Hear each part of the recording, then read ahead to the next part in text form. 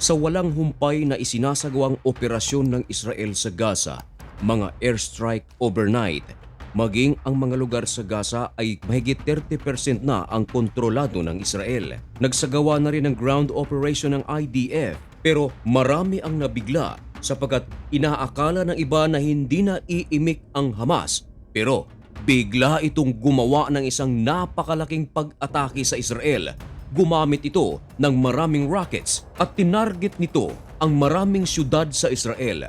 Ayon sa Channel 12 ng Israel, maraming mga Hudyo ang kasalukuyang ginagamot na sa pagamutan, bunsod ng rocket attack ng Hamas. Paano ito nangyari at ano ang ginawang aksyon ng Israel? Yan ang ating pag-uusapan sa videong ito. Pero bago ang lahat, huwag kalimutang mag-subscribe.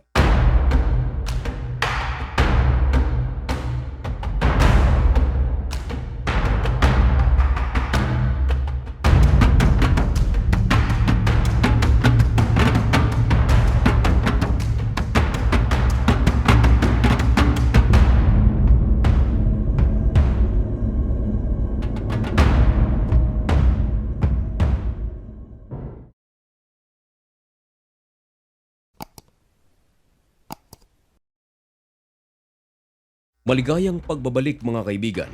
Kumusta kayong lahat?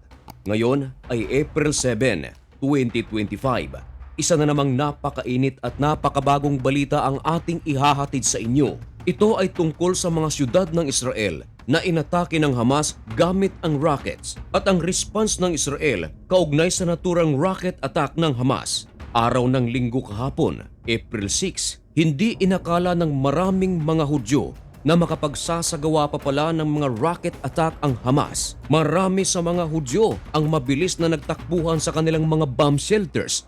Marahil ay meron ding mga Pilipino OFW na nasa Israel ang nakikinig ng videong ito.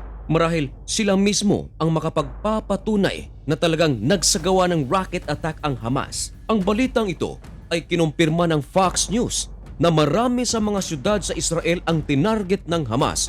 Pero merong isang lugar dito mga kaibigan sa southern city of Ascalon na may mga tao na nagtamo ng injuries bunsod sa rocket attack na ito. 12 ang kumpirmadong isinugod sa mga pagamutan at kasalukuyang tumatanggap ng treatment. Ayon sa ulat, mismong pamunuan ng Hamas ang umamin na talagang nagsagawa sila ng naturang pag-atake at kinumpirma naman mismo ng kampo ng Israel. Ayon sa Hamas mga kaibigan, isinagawa raw nila ang naturang pag-atake bilang paghihiganti sa mga sunod-sunod na isinasagawang airstrike ng IDF mismo sa loob ng Gaza. Pero ang tanong, ano ang nangyari sa mga iba pang rocket attack ng Hamas? Ayon sa ulat, sinabi ng Israeli military na ang 10 rocket attack ng Hamas ay successfully intercepted.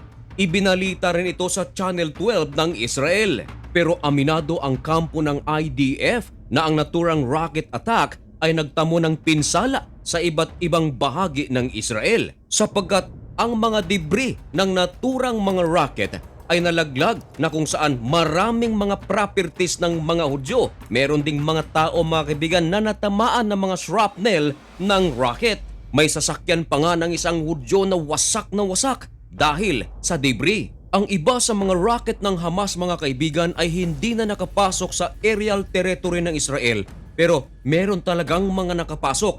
Kaya lang hindi ito tumama sa target sapagkat sinalubong na ng mga air defense system ng Israel. Of course, itatanong ng marami, ano ang ginawa ng Israel sa naturang pag-atake ng Hamas? Eto na, mismong ang Al Jazeera ang nagbalita na hindi lumampas ang 24 oras at agad na naghiganti ang IDF sa naturang rocket attack ng Hamas. At alam niyo ba mga kaibigan kung ano ang nangyari? Ayon sa ulat, 39 ang kumpirmadong nasawi sa isang pag-atake ng Israel. Sa report naman ng Gaza Local Health Authorities, kinumpirma nila ang naturang airstrike ng Israel. Pero walang sinasabi ang Gaza Health Ministry na kung ang naturang 39 na nasawi, ito ba'y kasapi sa Hamas o ito ba'y mga sibilyan? At nangangamba pa ang Health Ministry ng Gaza na madadagdagan pa ang kumpirmadong nasawi dahil marami sa mga isinugod sa hospital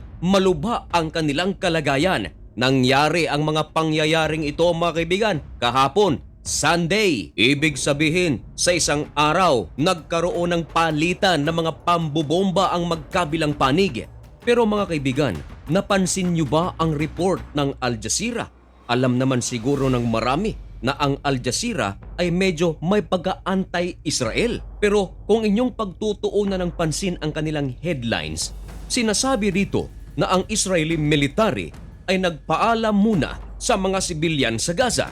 Sinasabi dito mga kaibigan, Israel pounds Gaza after ordering people in Deir el-Bala to flee. Maliwanag pa sa sikat ng araw na talagang bago umatake ang Israel ay ipinaalam muna ito sa mga lugar na kung saan sila ay magsasagawa ng pag-atake at itinuro pa ng Israel kung saan sila dapat pumunta upang maisalba ang kanilang buhay. Isinagawa ang naturang announcement kakatapos pa lamang ng isinagawang rocket attack ng Hamas. At lumipas ang ilang oras matapos ang kanilang announcement, lumipad ang mga fighter jets ng Israel at wasak ang kanilang target. Ayon kay Defense Minister ng Israel na si Israel Katz, dito raw nang galing ang naturang mga rocket attack. Sa pagpapaliwanag ni Israel Katz mga kaibigan, sa lugar na ito maraming mga sibilyan, pero bakit dito nang galing ang naturang rocket attack ng Hamas? Isa lang raw ang maliwanag dito, na ang Hamas ay nagtatago sa likod ng mga sibilyan. Ayon kay Israel Katz, ipinaalam niya na raw kay Benjamin Netanyahu ang naturang paghiganti ng IDF.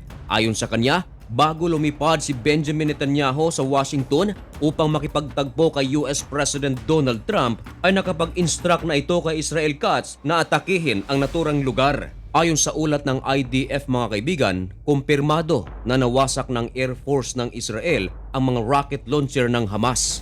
Sa ngayon mga kaibigan, sa utos na rin ni Benjamin Netanyahu kay Israel Katz na ipagpatuloy na raw ang kanilang isinasagawang operasyon sa loob ng Gaza hanggang sa ang Hamas ay tuluyan ng mawala. Magpapadala na rin ng karagdagang puwersa ang Israel upang tulungan ang mga naunang mga forces nito. Sa lahat ng aking mga kababayang OFWs na nasa Israel, lalong-lalo na sa Asdod at Askelon, kumusta po kayong lahat dyan?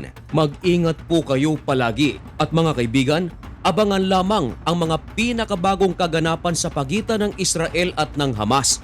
At kung bago ka pa lang sa channel na ito upang maging updated ka, baka naman pwedeng makahingi ng kaunting pabor. I-subscribe mo na ang channel na ito. Maraming salamat din pala sa mga nagpa-member sa channel na ito. Malaking tulong po sa atin yan. At kung nais mong maging member ng channel na ito ay i-click lamang ang join button.